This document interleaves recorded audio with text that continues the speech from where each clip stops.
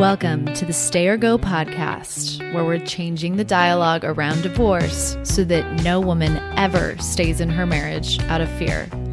Get ready to dispel myths, learn life-changing tools, and build a solid foundation in yourself from which to make your decision.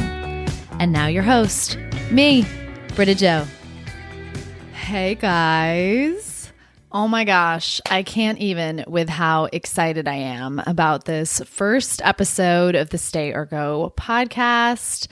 I have wanted to do this for probably the last 6 months as I have started meeting more of you through Instagram, getting to do mini sessions with you. Not everybody is able to work with me one-on-one, and that has just driven home for me the importance of creating more content that is accessible to all of you, because I remember what it was like when I was in that position as well. Back at the beginning of my journey, I used podcasts a ton to learn new concepts, to expand my mind around the ideas that I was learning, and it was huge for me. So it is like huge dream coming true to be able to be a part of that network of people who really helped me at the beginning of my journey, and now to kind of give back in that space. So with that said, I want to jump right in and tell you guys a little bit about what this show is going to be focused on, and then dive into my story so you can learn a little bit about me.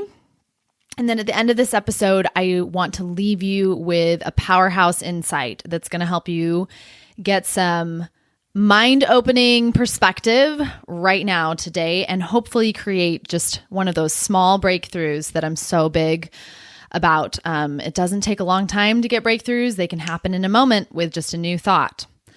So to begin with, what is the show about? And the first thing it's about is questioning everything that you ever thought you knew about divorce. And I want to do that because for me personally, I have this personal desire to change the dialogue around divorce forever.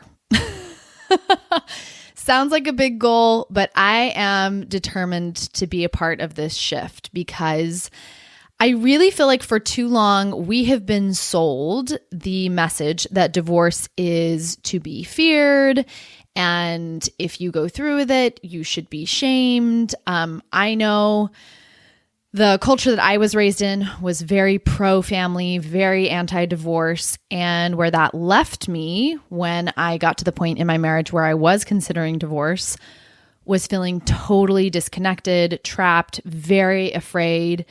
I really didn't know where to go from here because it was like, this is not working in my marriage, but the only alternative is divorce. And I've never seen a positive example of divorce. It's always been heavily shamed, and all the messaging has been stay away from it. Don't get divorced. It's going to ruin your family. It's going to ruin your kids. There are no good outcomes that come from this. And then when I was researching divorce, I was shocked, just blown away to find out that 70% of divorces are initiated by women. Just let that sink in for a minute, because that means that this anti-divorce stance, this dialogue that we have around divorce, disproportionately affects us as women.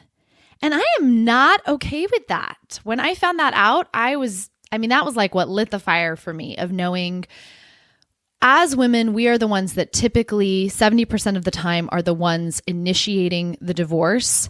Therefore, we are bearing the brunt of this message that divorce is not good, that you shouldn't do it, that it's going to hurt your family, all of that. So as you get to know me, you will learn that I am very passionate about women's rights. And I think this is an area where we are affected negatively by the fear-mongering of the statistics and the cultural norms. So it is my personal mission, and I know there are other great women doing the work in this space as well, to help change that. And I do that by focusing on all of the things that I wish I would have known before I made my decision, and that I want you to know as well. So some of those things are going to be what patterns you picked up from your parents' marriage, which I know you may think you didn't. I think we all go into our marriage thinking it is not going to be like my parents' marriage. Or, I'm not going to repeat the same negative things I saw in my parents' marriage. Maybe your parents' marriage wasn't that negative, but we have this idea that we're going to do better than they did before. And inevitably, what you may find is that once you get into your marriage, there are these subconscious patterns that you have that just end up playing out. So that's one of the things I want you to learn is identifying those patterns you may have picked up from your own parents' marriage and letting them go if you don't like them. How to feel calmer and be able to think straight while you're in this in-between space of considering divorce.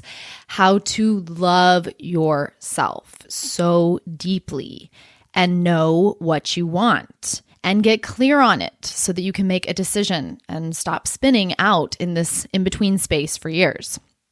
So those are just some of the things that we're going to be focusing on in the podcast, things that I'm going to want you to learn and take away from each of my episodes. I want to also bring a focus to this idea that I've really become passionate about over the last year, which is that for all we really know, you only have one life.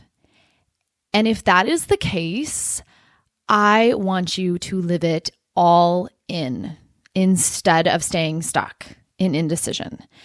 I am not satisfied with just getting by, making it through the day, survival.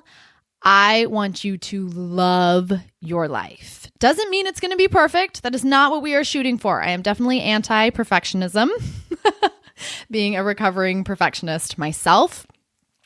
So that is not what I'm talking about. I am talking about the deep connection that you can experience when you are all in on your life, when you are fully operating as the sovereign of your life.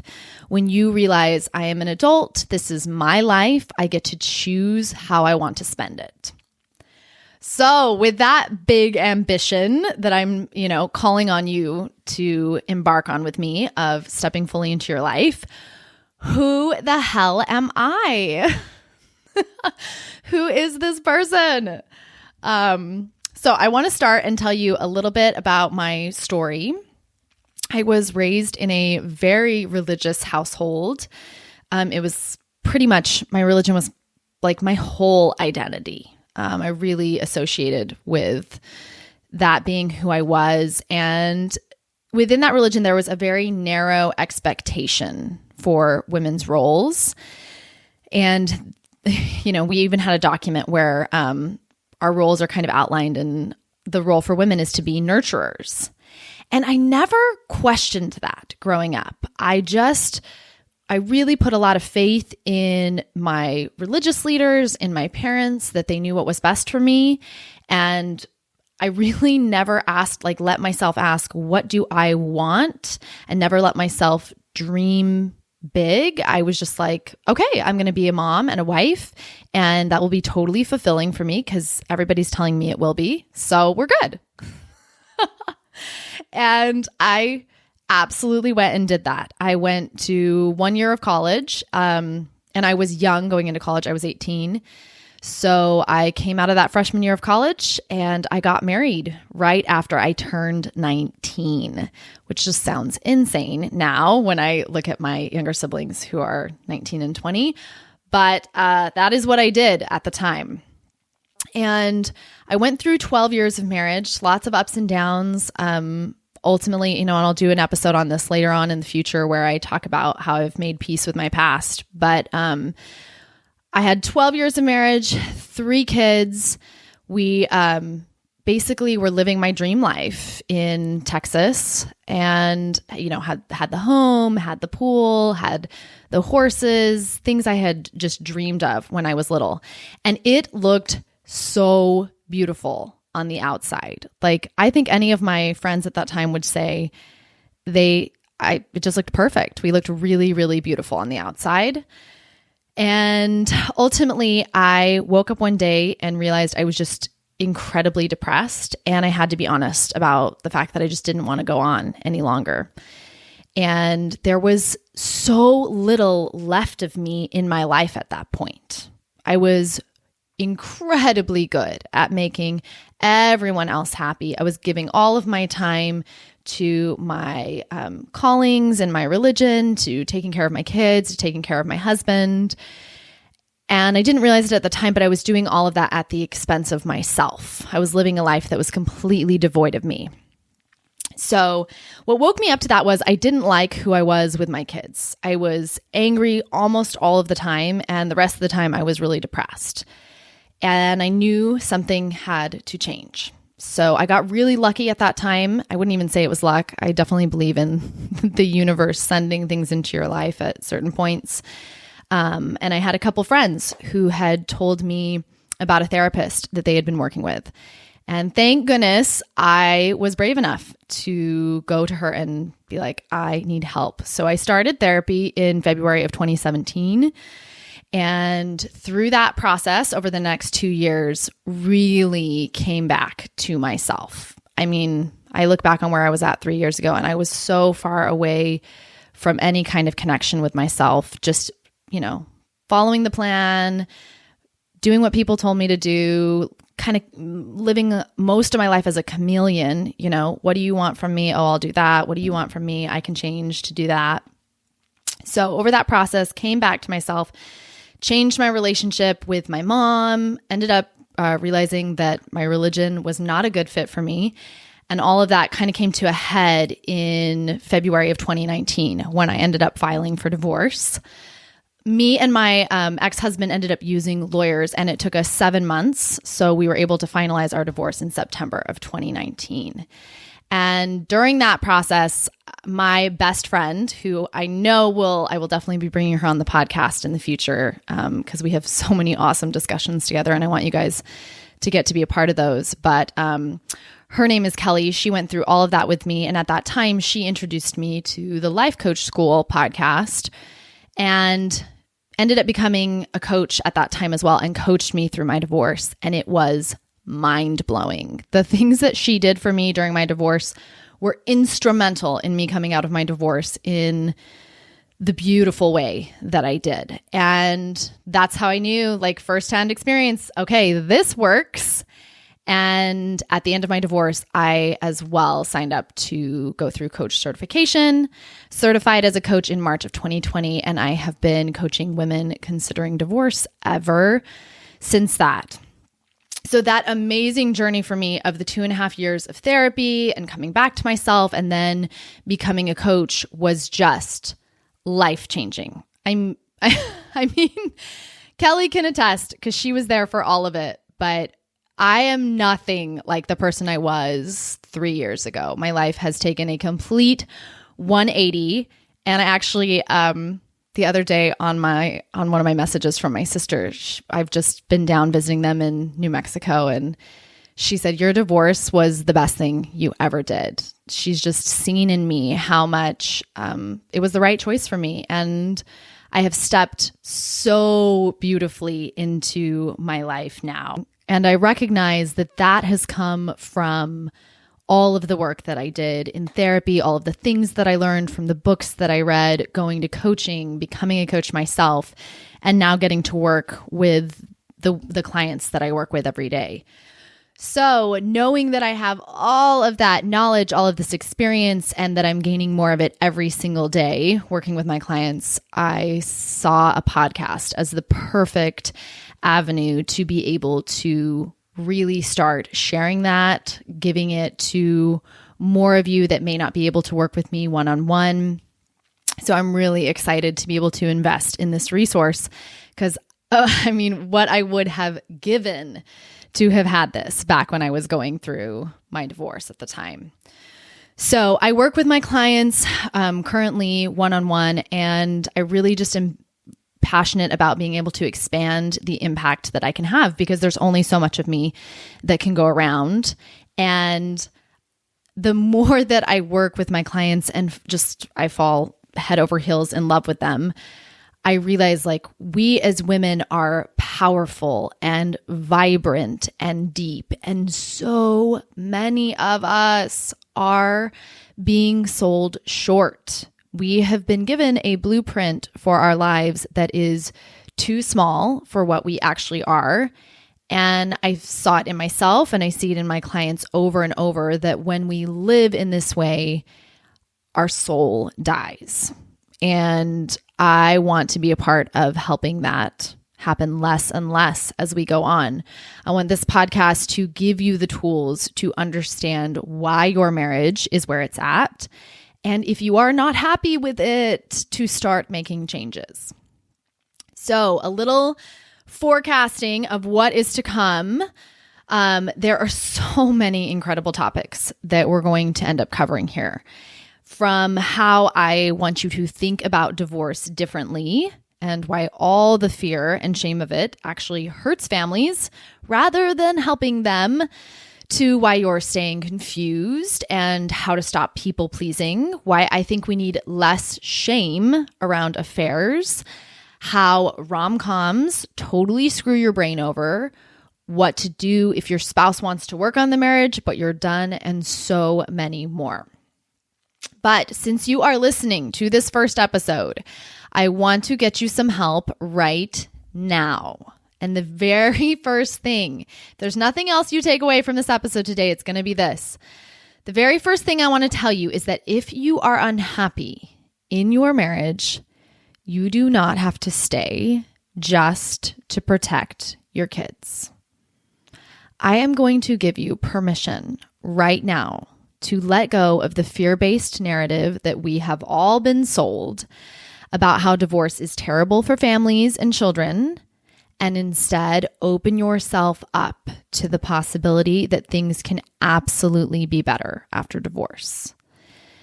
This podcast is a space where we're going to step away from the old story that staying married is always what's best and instead take an in-depth look at your own marriage, because it is always about the individuals and specific components of a marriage that make it worth staying or not, rather than the blanket idea that marriage in and of itself is good. I don't know when that came into being, but we're sending that idea out the door. We're thanking it for its time, and we're going to evolve it into something new that serves families way better.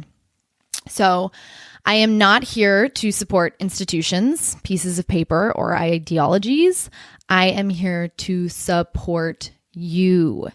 And to do that, you have to start throwing out these old beliefs and things that you've been told about the way things need to be. And you have to start really getting intimate with yourself on how do I feel? What do I think? What works best for me?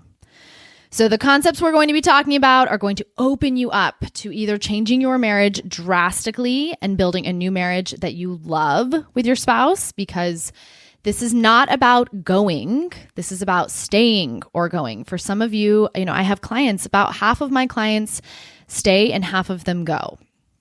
And I never advise either way, because I know that divorce is an incredibly personal choice, and it is something that has long-lasting repercussions. So my work is helping you get to a clean space before you make that decision so that you can make it and love the choice you make. So part of that is knowing, look, either we're going to make the marriage better and it's going to be what you want it to be, because that's what relationships are for in our life. It's a space where we grow, but it's also a space where we love and we feel joy and we experience levels of connection we don't experience in other relationships.